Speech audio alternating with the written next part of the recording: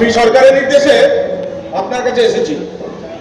আপনার কাছে এসে প্রথমবার এই অনশন ভঙ্গ করার জন্য অনুরোধ জানাব।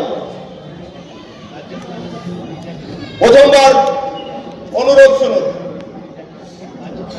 এতটা সরকার জানাইতেছে আপনার অনশন রেশন বৃদ্ধির দাবি সম্পূর্ণ অযৌক্তিক। কেননা সরকারি গুদামে মজুত করা খাদ্যে অর্ধেক টিনের চাল ফুটো থাকায় বৃষ্টির জলে পচিয়া গিয়াছে, আর বাকি অর্ধেকের 3/4 ইঁদুরের চাষের জন্য খরচ হইয়া গিয়াছে। কাকর মিশাইয়া এই বিপুল ঘাটতি পূরণ করা সম্ভব নয়। আর দেশে ব্যাপক হারে বাসগৃহ নির্মাণ হইতেছে, সেহেতু পাথরকুচিও আটকার হইয়াছে। অতিরিক্ত মূল্যে পাথরকুচি ক্রয় করিয়া রেশনের বৃদ্ধি করা সরকারের ঘাটতি বাজেটে সম্ভব নয়। অতএব সরকার আপনাকে অনশন ভঙ্গ করবার জন্য প্রথমবার অনুরোধ জানাচ্ছে। তাছাড়া আপনি যদি অনশনটা ভঙ্গ করেন, সরকার আপনাকে ট্যাক্সির লাইসেন্স পাইয়ে দেবে বলে অঙ্গীকার করিয়াছে। আপনার উত্তর প্রার্থনীয়। করছে উঠুন, উত্তর দিয়ে দিন। যতক্ষণ না আপনার অনশন পূরণ হচ্ছে, আপনার ততক্ষণ অনশন ভঙ্গ চলবে না। একদম কোনো প্রলোভন আপনাকে আপনার এই সংকল্প থেকে বিচ্যুত হতে দেবে না। আমাকে দাঁড় করিয়ে দাও, আমি গর্জে উঠছি। আমি গর্জে উঠে বলছি, সরকার যতদিন না পর্যন্ত রেশনে খাদ্য বৃদ্ধি না করছে, ততদিন পর্যন্ত আমার এই অনশন চলবে।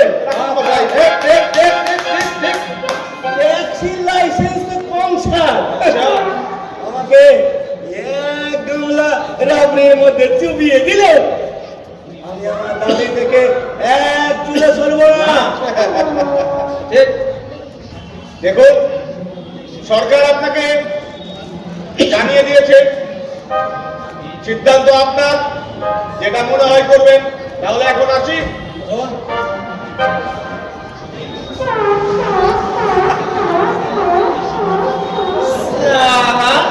এইবার সরকার একটা অনুরোধ করেছে, বুঝলেন?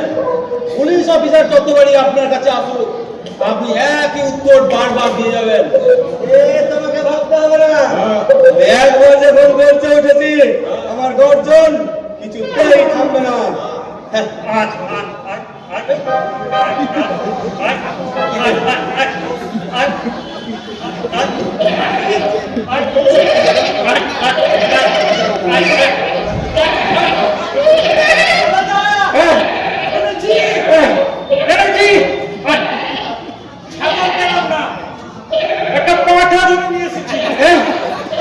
পাঠা ধরে গেছে কি করতে?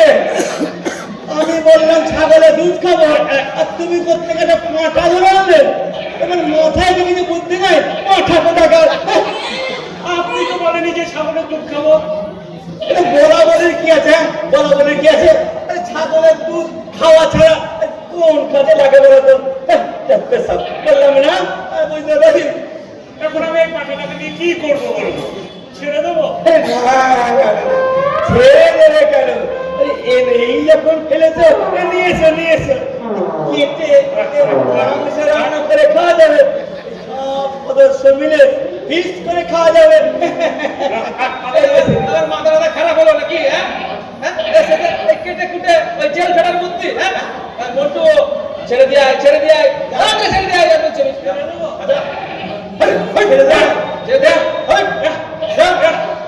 ছেড়ে দিল। এই যে গদাই বাবু, আপনার জন্য কাটলেট নিয়ে এসেছি। একেবারে সুতো দিয়ে বেঁধে নিয়ে এসেছি। গলায় বলিয়ে দিবি।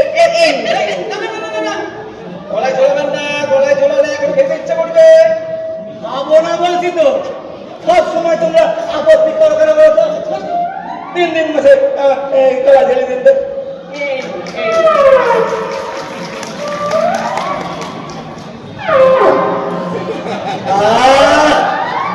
কি সুন্দর গন্ধ, এতক্ষণে আমার প্রাণটা জড়িয়ে গেল। দয়াল প্যালেসের কাটলে খুব সুন্দর।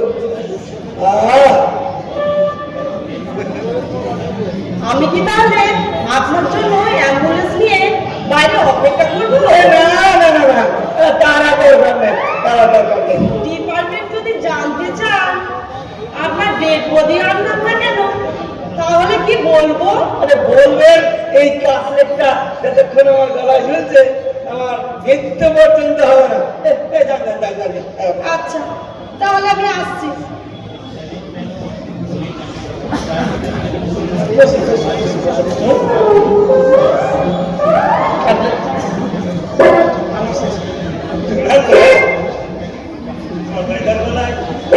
ঠিক মেডেলের মতো তুলছে। ঠিক ঠিক, কতটা গাড়ি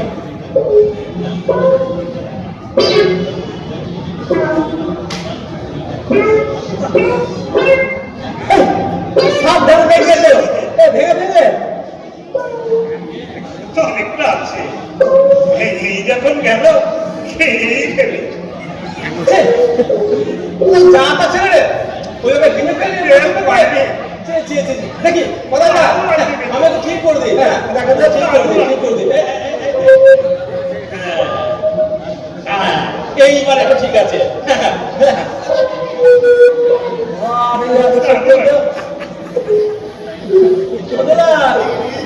তুমি চুপ করে আছো কেন? না, তুমিও শুরু করো। ভারী অন্যায়, এটা সব করে জিনিস আনালি, ভেঙে ভেঙে টুকরো করে খেয়ে ফেললি।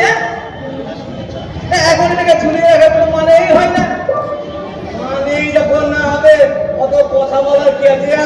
তোলা থেকে ঝুলিয়ে রেখে লাভ নেই। করে না, তোলা থেকে করে না, মুখে পুড়ে না। ভাই কি বললু, পয়সা দিয়ে কেনা জিনিস ফেলে তো দেওয়া যায় না। হ্যাঁ, এবার অ্যাম্বুলেন্স কর্মীকে ডেকে নিয়ে এসো, তোমার ডেড বডিটাই নিয়ে যাক।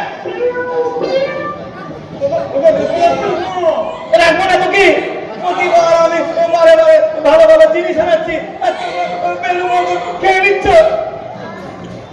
উত্তেজিত হয়েন না, আপনি না জনসাধারণের সেবক হতে চলেছে।